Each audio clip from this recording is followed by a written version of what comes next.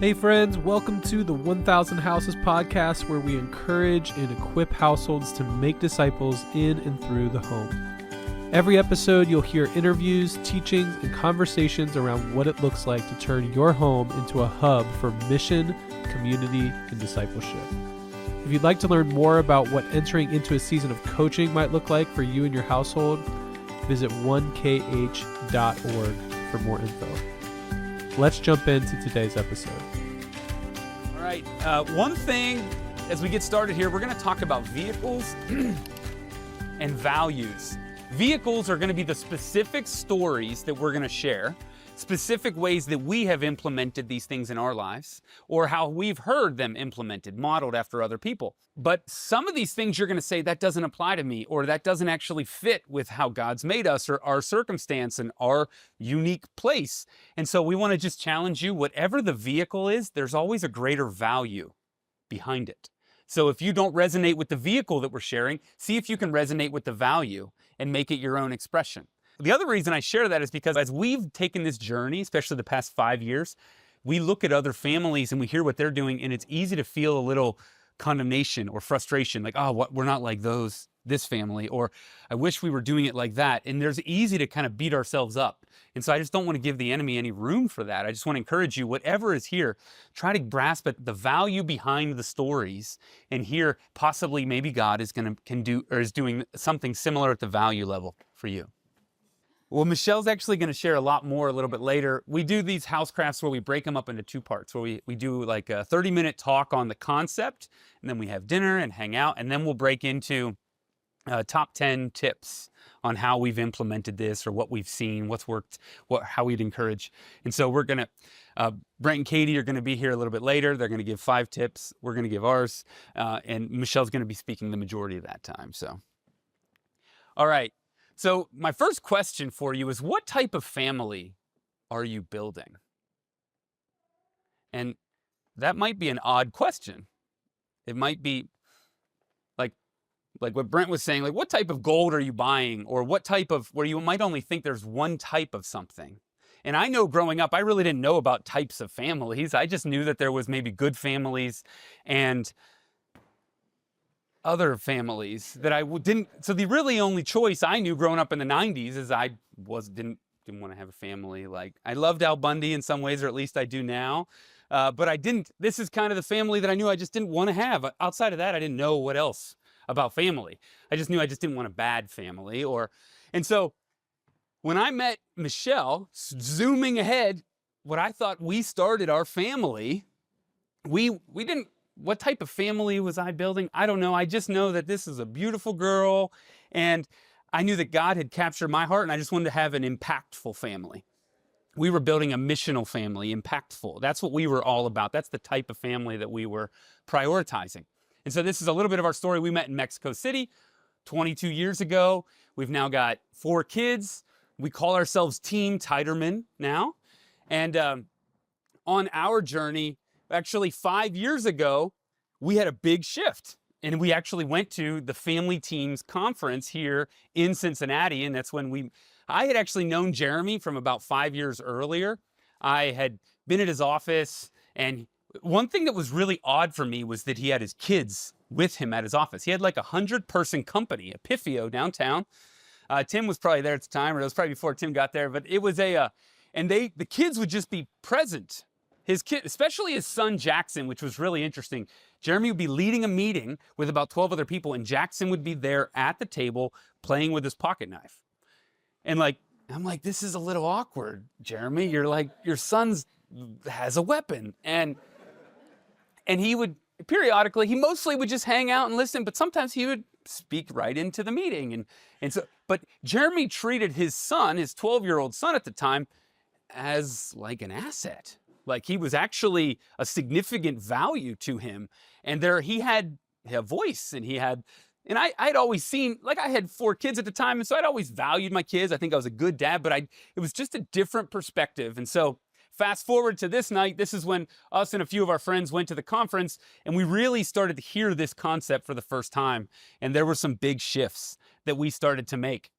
And so first, I want to share with you that we're going to frame tonight kind of two types of families. And one is like the default type.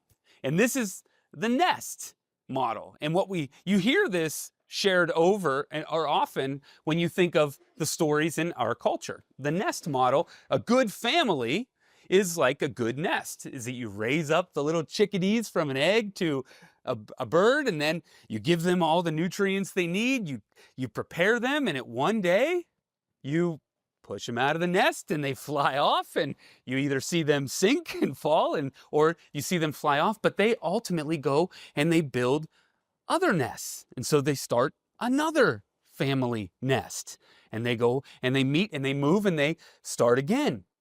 And this essentially is something that has more of a short-term vision. It really lasts for one generation. If you think about, your parents probably sent you out, and then the next family started, and it kind of moves on with a new mission, potentially a new calling or a new place. And it was very much an individualistic mindset to it. You know, and where individual success actually matters more than the team. If you think of like the goal of the nest is that each bird becomes a healthy adult bird and can kind of go off, and that's how you measure success. And this one is really interesting. If you think about it, if I add 7 more birds here, how do you think those existing birds feel of the nest? Not too happy, right? It's like there's less worm, like less room. It's kind of like if we invited 100 other people tonight, right? You look around the room. First off, how awesome is this? We're at max capacity, huh? Never sold out an event before, so thank you all this is awesome.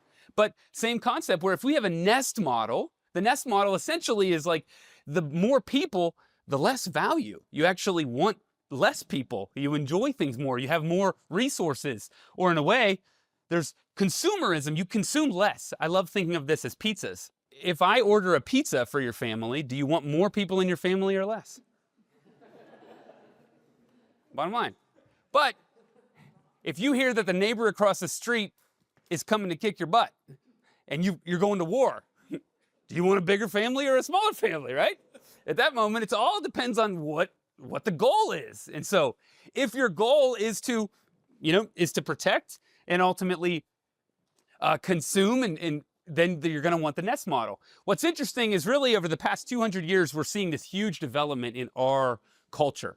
And really, probably since even the 1950s, you're seeing this accelerated. But this, what we consider as option one, as what a family is, this nest model, it's actually really new.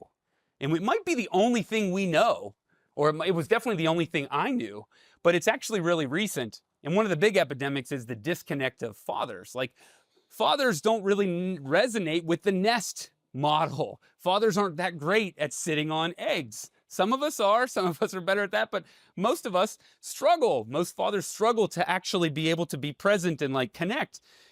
Typically, fathers are crafted to build, to have vision, to go. And so we tend to do that outside the home because we don't really find ways to do that inside the home.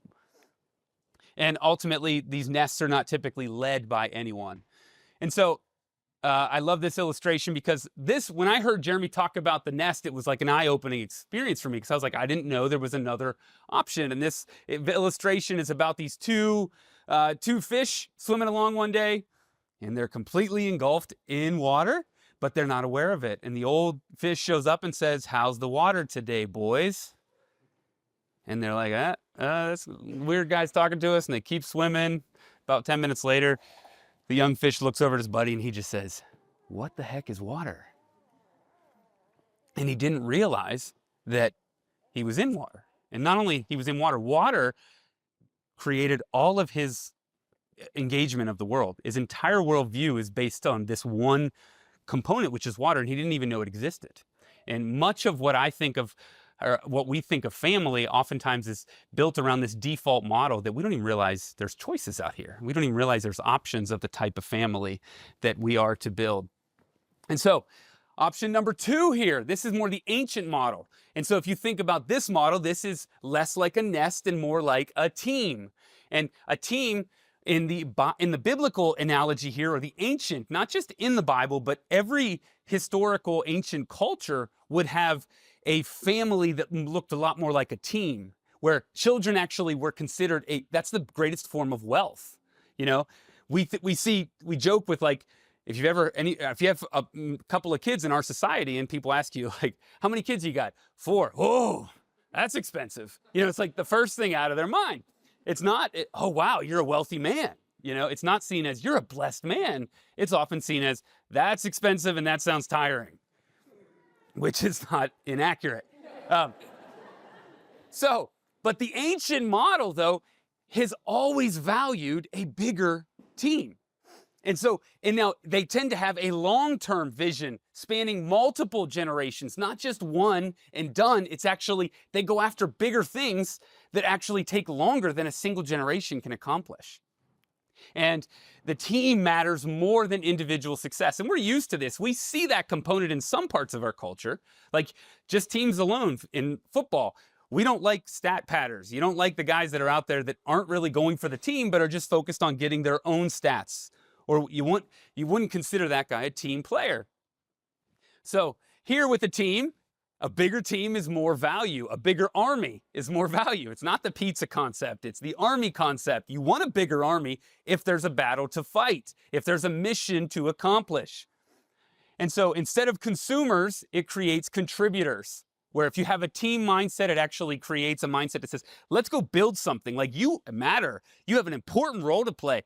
One is a poverty mindset, which says there's a limited number of resources and we don't want to share them because there's such a limit. The other is an abundance mindset that says there's enough resources. God's got that owns the cattle on 1,000 hills. So like if he's calling us here, he's going to provide exponentially. And so we actually get to be contributors. And again, this was the only family model up until a couple hundred years ago. That's where it's hard to see the water around us because it's all we know, but it's important for us to be around other models and other examples. And historically, ancient families would have a deeper connection of the father and the mother, the patriarch, the matriarch.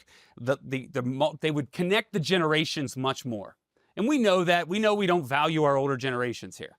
It's a problem. It's like we have an entire industry devoted to what we do with our old people. Because we don't know how to value. We celebrate the 22-year-old. It's like the apex of life. You know, if you think about when it comes to fitness or if it comes to, you know, just social status, or it's like, it's in this apex. And I definitely see this now as I'm trying to do young life and things with my kids. These kids don't think I'm cool at all. I've got nothing to give in these interactions in their minds, you know? And it's hilarious, but it's true. It's like we just don't see the value in these. And we don't have the connection. And often teams, great teams like historical families, ancient families would be led by a patriarch or a matriarch that has the vision. So, and really, we're here to just charge you with that you have a choice. And that each decision you make, there's intentionality that has repercussions. And just like if you go work with a financial advisor, you call up Jeff. Where's Jeff at? There he is. You call up Jeff and you're like, hey, I need to make a bunch of money. And Jeff, what are you going to ask me? Jeff's going to say, okay, do you need to make a bunch of money by like 2040 or by December 14th? Like I need a bunch of money in 30 days. You're going to give me very different strategies if I'm going after a short-term creation of value versus a long-term. And if I'm patient and I'm playing the long game, there's a lot of powerful strategies that you can unlock in there for me. And so that's what we're just trying to show you the family team model tonight, that at least for a few of us and those who are kind of leading this component, this has changed our lives. And we see a mini army of family teams popping up around the city. And I think like the Pryors, Jeremy and April Pryor, have had a significant role in that, of kind of simplifying this message down and kind of making it available to us. And so we just are trying to share that with each of you tonight. Feel free to stop me or add in. Okay, good. All right, so we're going to talk about the first family mission, the first family team on mission. Essentially, if you go to Genesis 1, my two favorite verses in the Old Testament, it's basically, what is a man or woman? What are man and woman? And what are they here for? What's the mission? What's their identity? What's their calling? What's their mission? And we see it in these two verses. In Genesis 1:27, it says, "So God created mankind in his own image. In the image of God, he created them, male and female, he created them. God blessed them and said, 'Be fruitful and increase in number, fill the earth and subdue it, rule over the fish of the sea and the birds in the sky and over every living creature that moves on the ground.'" So he gives them 5 things here. The first is that the first family team is called to be God's image bearer. Literally look like God and demonstrate what God acts like, sounds like, his character to the rest of the world. You're supposed to be his picture. And then you're supposed to do these 4 things. You're supposed to be fruitful, multiply, subdue, and rule, which means be fruitful. Go create value. Be fruitful. Whatever you do, create fruit. A tree is meant to create fruit. And then multiply. Make more of you, not just fruit. Go make more of you. That's awesome. And have fun doing it. And then he would say subdue. Subdue means take chaotic things and turn them into order. And really, when God showed up in the beginning, there was just this vast nothingness, and it was water, and God took, that's a form of chaos, and God took and created order. The same way that you or I, when we take if it's a messy room, chaos, and you put it into order. Or if you're training kids or building a business or anything that you're creating, your job is to take chaos and subdue it and turn it into order. And then rule is the 4th or the 5th and final piece here, is that rule. Go lead. Go literally rule. Go continue to lead in the environment that I place you in. So be fruitful, multiply, subdue, and rule. And I would say if you're looking for a family mission statement, that's it. Hands down. Your family mission statement might have more than that, but it definitely shouldn't have less than that. That is the core commandment when God said, like, he created them, and then he said, be my image bearer, be fruitful, multiply, subdue, and rule. And that ripples. So we're still carrying on that. You're still a part of this family team. You know, you're a downstream generation to that family team. That's your great-great-great-great-great-grandparents. You're a part of that. That's pretty awesome. All right? Now, my grandpa was a house builder. He actually built tons of houses all around Western Pennsylvania. I didn't know any of this, and I definitely didn't appreciate it. I actually thought when Jeremy started capturing my heart on this family team thing, I was going to be this Abrahamic generation, like the one that starts and does all, like the first. But actually, I've been humbled quite a bit that actually there's been some Abrahams before me, that I'm not just the first one starting here. And so it's a lot of humility when we look back. But for me, this is awesome. He actually built houses from end to end. And so I'm just going to do a rapid fire. Like I just started to think through it today. What are all the steps in building a house? You know, boom, boom, boom, boom, boom.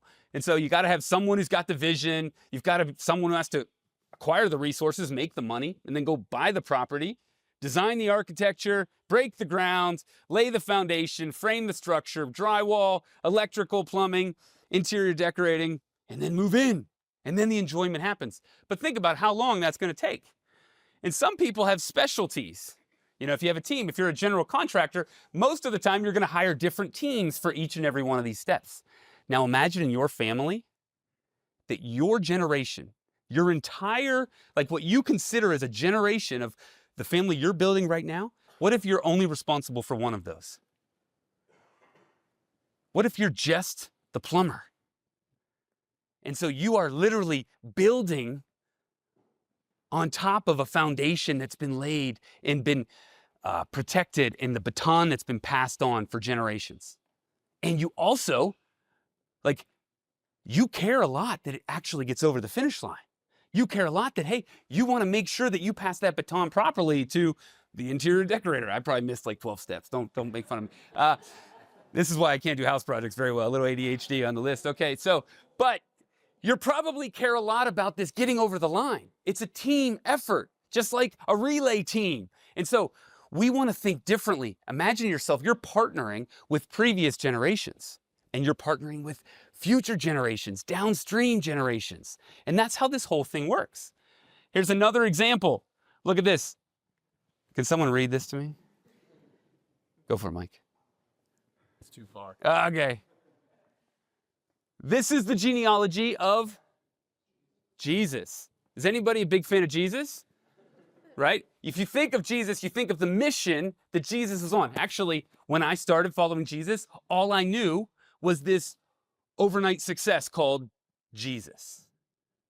All I knew was Jesus. I didn't realize that he was actually a part of this big family team, a multi-generational family team on mission. I didn't realize that this was actually God taking many generations to bring about an incredible thing. So I just showed this to you because this is how God works. This is 39 generations from Abraham to the generation of Jesus. Such a beautiful picture. And so, I know, I'm sure Michelle's saying, move along, Mark, move along. All right, a multi-generational family team on mission. This is the core definition of a family team. It's got a couple different pieces here. The first is multi-generational, which I just talked about. We have to partner, and you have to view this. How old will let's say if you have a child, how old will your oldest child be in 30 years? Visualize it right now. Say it out. Give me a number. 30s, 40s, yeah. So now, what about 2 generations out? Think about it. How old will you be in 2 generations? Add 60 years on there. How old will you be in 60 years? Now, what if God's actually called you to something that is 400 years from now? Is it like going back to Jeff and being like, hey, I actually am not in the game that long. I need to be out by December 14th because I'm looking at short-term stuff. And God's like, no, I got this incredible opportunity, but you're gonna have to stick in the game for 400 years. You're like, well, we tend to die after about 100 years. He says, well, what if it's not just you that gets over the finish line? What if it's your family team that takes this over the finish line? So it's a different viewpoint of multi-generational. Family team, though, is you're actually working as a team. That's why we have to shift the model. We understand teams, and we understand cultures of teams. We have entire industries that study teams. That's what actually I do for a living. I'm a leadership and performance coach that helps teams get to the next level. So I study this stuff. Teams. So the big charge tonight is start acting like a team in your current family team. And that means partnering with your downstream generation, your kids, and the previous generation, partnering with your parents and grandparents. Tapping in. What did they start that you might be able to move to that next level? That's a question for you. Maybe you could ask that. Ask your parents, what did you start that you weren't able to finish? Or that you need me to carry on to that next generation? Or what did you start that you want our grandkids to carry on to that next generation? And sometimes they have vision, sometimes they don't. And then lastly, it's on a mission. Well, if you got this awesome multi-generational family, is that cool? Is that meant so that you can enjoy the storehouse of blessing alone? Or is it like Abraham and Jesus, where it's actually meant to be a blessing to all nations? It's meant to be a blessing for others. So the family team is not meant to get strong and profitable and thriving for its own benefit. It's meant for the benefit and the flourishing of others. And I love this quote. The one who plants trees, knowing that he will never sit in their shade, has started to understand the meaning of life. If you plant trees today, you're not going to see that return, especially large enough oak trees that can benefit the next generation. We have an oak tree in our yard. We benefit from this incredible oak tree. We just had 100 people over from our community for a Sukkot gathering. It was awesome. We got a lot of you guys here tonight who were there. It was great. We sat under this epic oak tree, and none of us planted it. Somebody else, long before us, chose to be a blessing to that next generation. So that's what family teams do. So, all right, so the first shift I was just telling you about was that you want to move from being short-term to long-term. Jeff really is your guy, by the way, if you... All right, the second is moving from reactive to proactive. This is like we get these concepts in our corporations. We've actually embraced the team concept in our businesses really over the past 30 years. And so you see this everywhere. Has anyone ever done a leadership retreat with your team at work? Or have you ever done a whiteboard session where you're saying, hey, let's make a plan, let's visualize, let's strategize at work? Well, we're just saying take these same tools and start using them at home. Whiteboards, retreats, vision, those are not business things. They are vision, long-term leader concepts, and it's God's concepts. And so moving from reactive to proactive, we do this very practically. We have a team meeting. Now, we don't do it every week, but we have a structure that we have been growing at this, where we have a weekly team meeting with our kids and with each other, and we have a structure of how we operate our team because we're trying to build something and steward something as a team and for that next generation. We also have an annual summit, a planning where we get away. We bring our kids into it. They get to talk about their own goals. And even I'm so convicted, honestly, as I've really even prepared for this talk of just like how the Lord wants to call me up to a whole new level. And that's what the big thing here is. I just want to challenge you, wherever you are, just think about God, what might be that next level. You might walk away here with feeling overwhelmed. I got to do 40 things. It's like, no, you just got to pick one and listen to the Lord and just ask him, what's the one thing you want me to do? And maybe it's a small tweak like Michelle will give you later or Katie will share with you. It's a real small piece. Or maybe it's a big, massive shift.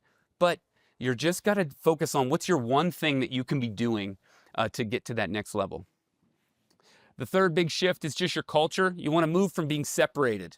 Our culture is all about the disintegration of the family. And we actually do that through our schedules the most. If you've got multiple kids in multiple activities, you're going to feel exhausted. You're going to feel spread thin, driving around, boom, to thing, to thing, to thing.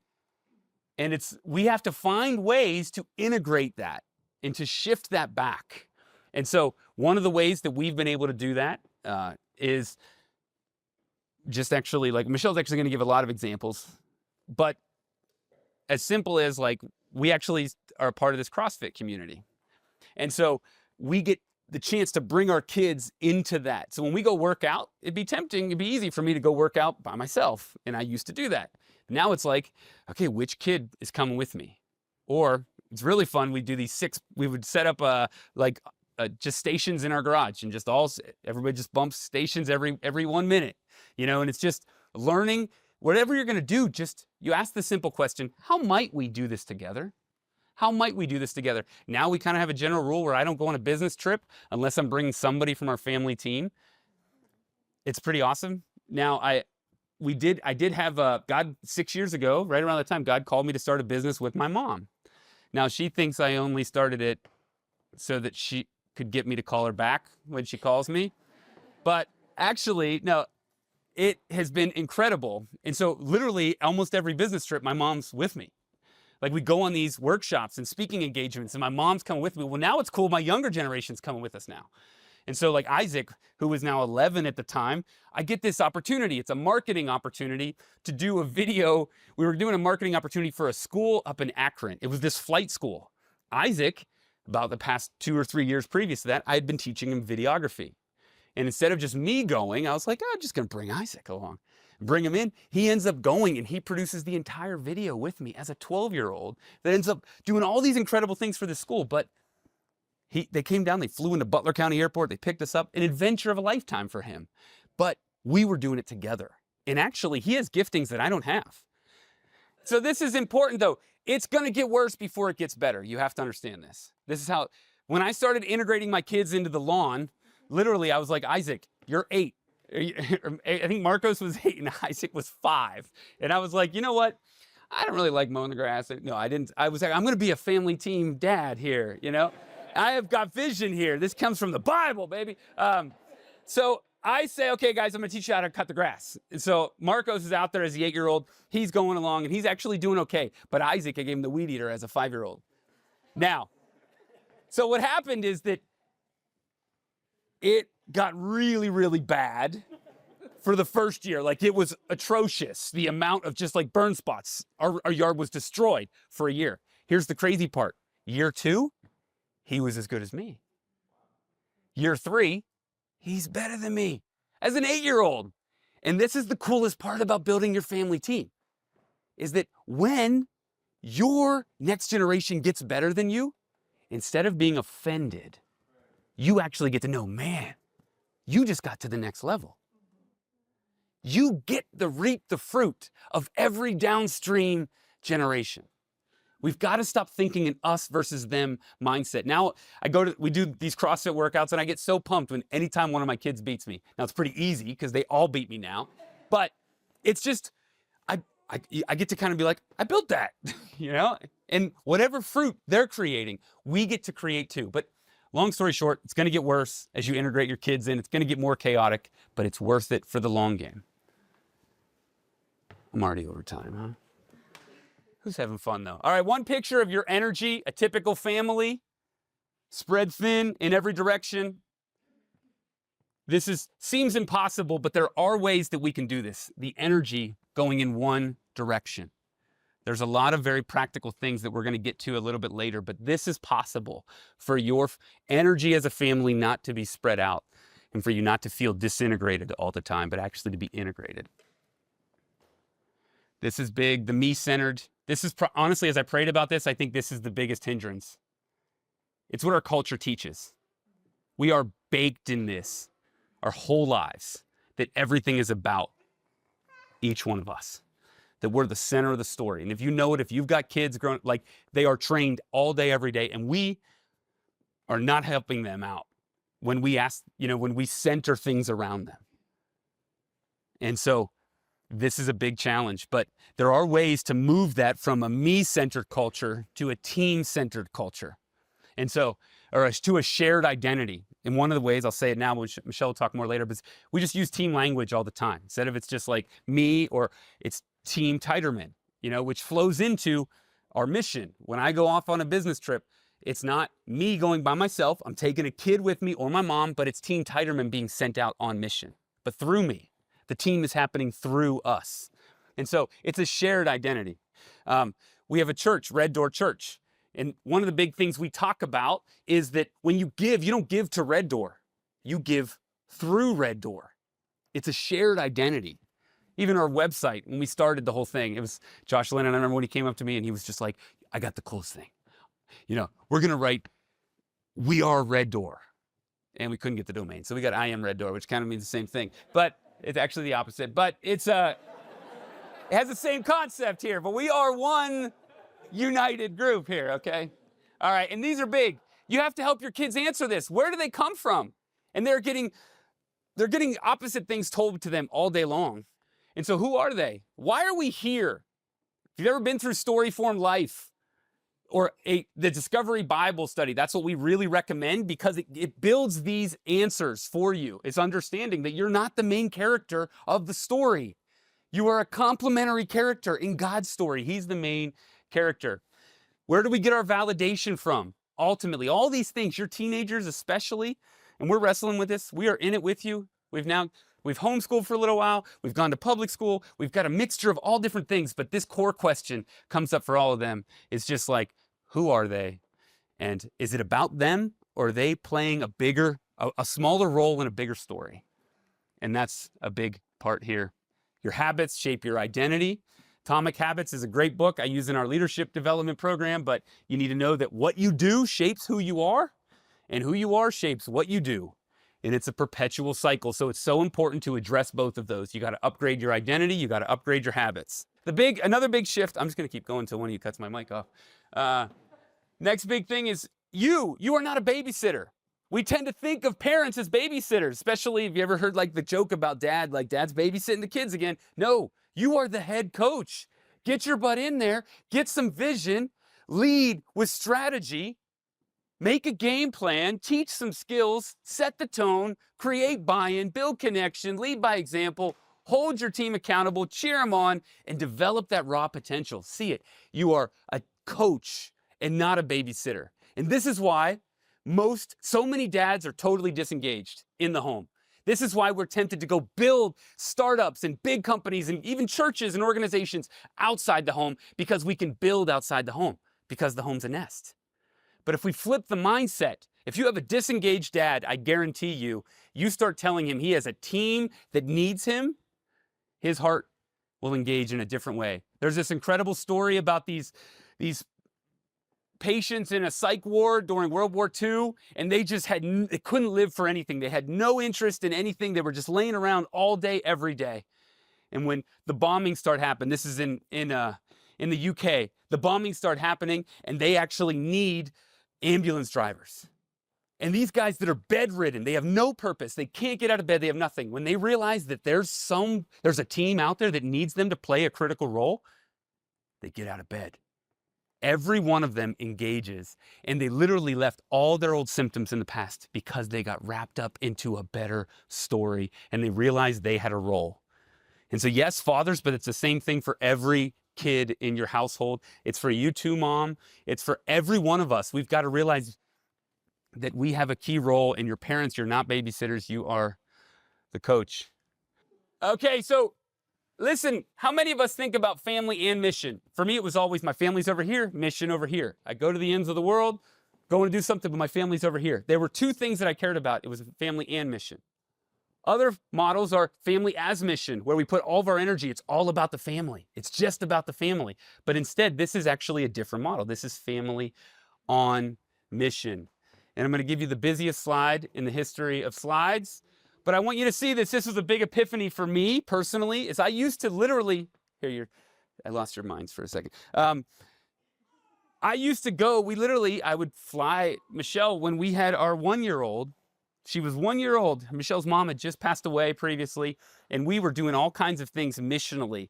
And so I literally went to Malaysia. She sent me to Malaysia for a month I was building a software development boot camp in Malaysia. It was this awesome story, this incredible missional thing that I was doing, but I was doing it, and not Team Tiderman, Team Mark. It was all this thing. And so we actually had a lot of things happen. It was right around the time that I got in contact with Jeremy, and the Lord broke this off in my heart. And he literally gave me this model, Acts 1:8. In the book of Acts, in chapter 1, Jesus is sending out his disciples, and he actually tells them, he says, you'll be my witnesses, Jerusalem, Judea, and the ends of the earth. And it's going to go through Jerusalem, Judea, and to the ends of the earth, through. And so God told me, he's like, Mark, this is the model of mission where you've now got to do your mission through your family, but your intention is to go through your family to your neighborhood, to the ends of the earth. And instead of me being way over here and my family being over here and me having this really weak impact, now God's actually like, Mark, I'm calling you to the ends of the earth, but you might never step foot in a nation, but your downstream descendants will. I'm calling you to cultivate and plant trees that you will never sit under their shade, because that is what the family team is. So this is how the gospel moves.